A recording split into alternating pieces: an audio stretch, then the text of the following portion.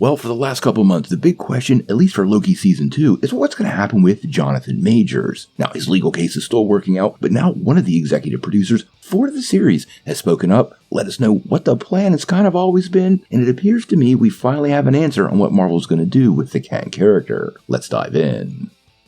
Now, if you didn't know, Loki is returning next week for his second season, and fans are more than a little bit excited. We were introduced to He Who Remains in Season 1, and we saw him evolve into Kang in Ant-Man and the Wasp: Quantumania. And we know for sure Jonathan Majors is going to be a big part of the upcoming series, at least as one version, Victor Timely. Now, a couple of months ago, Jonathan Majors was arrested, and that created a rather huge media storm and a lot of backlash against the actor. Now, let's be fair, everybody is innocent until proven guilty, despite the very serious nature of the charges. And Majors' trial is still pending, but as more evidence gets released, it seems like things might not be as they were originally portrayed, but we're going to have to wait and see on that. Now, one of the big questions that spawned out of that was what Marvel Studios was going to do, and whether they would take any action. And now producer Kevin Wright, while speaking with Variety, kind of shined a little bit of a light on what Marvel Studios' plan has been all along, and why the actor's legal troubles didn't affect the series. He said,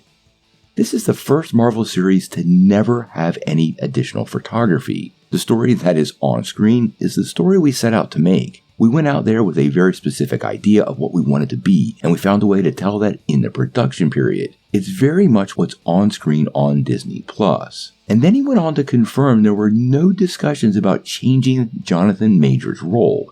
He said no, and that mainly came from, I know as much as you want to do the moment, I felt hasty to do anything without knowing how all of this plays out. Now, this is what we've been saying all along, that we suspect Marvel was going to watch the courts and watch what happened during the legal process before anything happens. Quite honestly, despite the seriousness of the charges, this is kind of how the system works, and you want to find out if someone's innocent or guilty before you actually punish them. Majors paid a pretty steep price already, losing a lot of representation and some contracts, so it is kind of curious how Marvel took a little bit of a different position, and I'm sure this is because it really served the studio well. As Wright just said, this series had no reshoots, and as many of you know, Marvel's gotten pretty famous recently for just absolutely overspending.